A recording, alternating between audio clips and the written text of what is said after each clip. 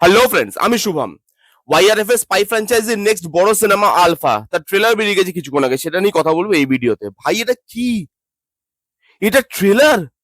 আপনারা যারা যারা আগামী দিনে ফিল্ম ইন্ডাস্ট্রিতে কাজ করবেন ভাবছেন, বা ট্রেলার কাট করবেন, এডিট করবেন, এরকম ধরনের পেশায় নিযুক্ত হবেন ভাবছেন, তারা এই ট্রেলারটা দেখুন এবং এর থেকে শিখুন যে ট্রেলার কিভাবে কাটতে নেই। এটা কি ভাই? তুমি যদি ট্রেলারে 2.5 মিনিট 3 মিনিটের ট্রেলারে পুরো সিনেমা দেখিয়ে দাও, তাহলে হলে কেন যাব আমি?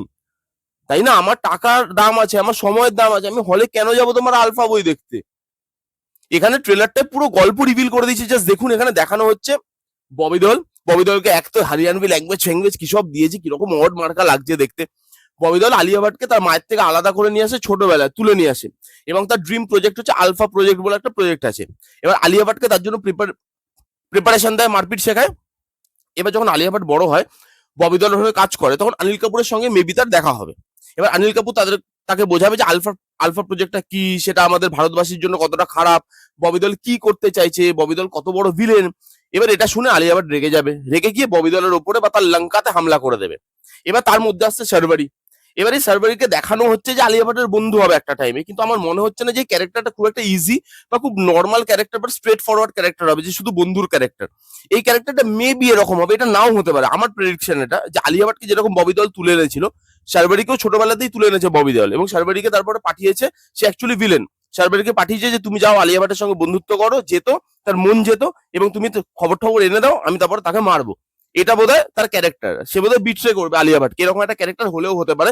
এত স্ট্রেট ফরওয়ার্ড বন্ধুর ক্যারেক্টার শারবারিকে দেবে না, সেটাই আমার মনে হয়। তো এবার আলিয়া ভাট কি করে যাচ্ছে, কিভাবে হান্ড ডাউন করছে, এই প্রজেক্টটাকে বন্ধ করছে, এই নিয়েই গোটা সিনেমা। ইভেন যে কেমিও থাকতে চলেছে, ঋত্বিক রোশনের কেমিও, সেটাও লাস্টে রিভিল করে দিয়েছে। ওরা কি ভেবেছে, ওয়াইআরএফ ভেবেছে যে চোখ দেখে ঋত্বিক ওটা চিনতেই পারবে না। চোখ দেখে লোক ভাবে ওটা জনি লিভার, তাই না? মানে লোক চিনতেই পারবে না যে ঋত্বিক রোশন। এমন ভাবে দেখিয়ে ট্রেলারটাকে শেষ করলো। কি হচ্ছে এগুলো বস? স্পষ্ট বোঝা যাচ্ছে ওরকম চোখ একজনেরই আছে ইন্ডাস্ট্রিতে, ঋত্বিক রোশনের। ভেবেছে ওটা দেখে আমরা ভাববো জনি লিভারের চোখ ওটা। একদম জঘন্য একটা ট্রেলার হয়েছে। ট্রাস্ট মি, আপনারা অনেকে স্পাই ফ্র্যাঞ্চাইজির ফ্যান, অনেকে আলফা নিয়ে এক্সাইটেড, আমি জানি। তাও আমাকে এটা বলতে হচ্ছে, বিকজ ট্রেলারটার মধ্যে কোনো গুজবাম মোমেন্ট নেই। আপনি একটা মোমেন্ট খুঁজে দেখিয়ে দিন যেখানে গুজবাম মোমেন্ট আছে। ববি দেওলের একটা প্রেজেন্টেশন, ববি দেওলের যে ডেঞ্জারাস যে দিকটা বা যে খফটা, ওটা উঠে আসছে। এখানে কথা বলেও ববি দেওল সেই খফটাকে ক্রিয়েট করতে পারছে না, বা মেকাররা তাকে তার থেকে বার করতে পারছে না।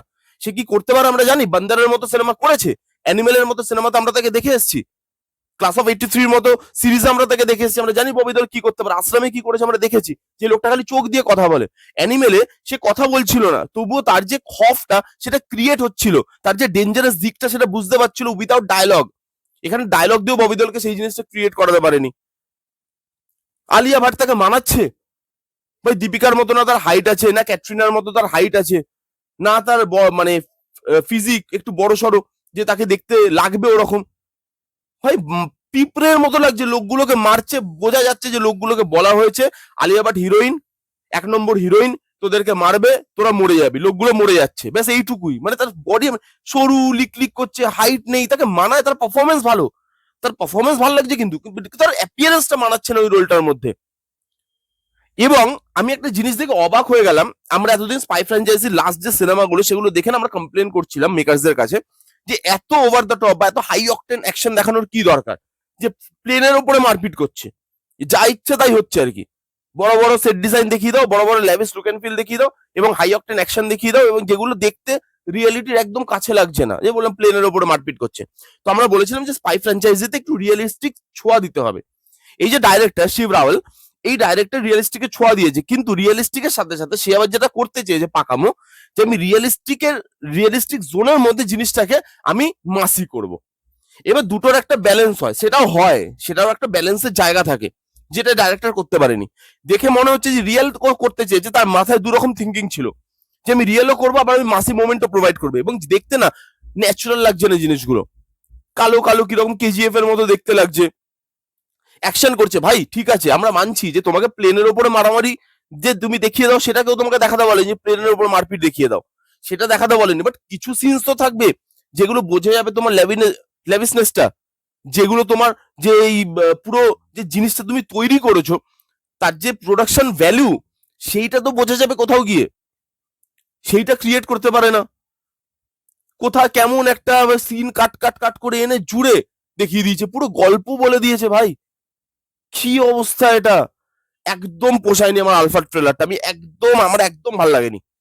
এই ছিল আমার রিভিউ। কারা কারা দেখেছেন আপনাদেরকে মতামত কমেন্ট করে জানান।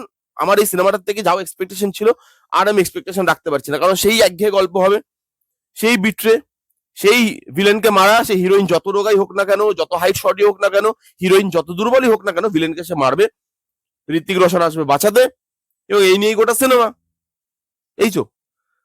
এই ছিল ভিডিও, দেখা হচ্ছে নেক্সট কোনো ভিডিওতে, ততক্ষণ bye bye, take care and be safe.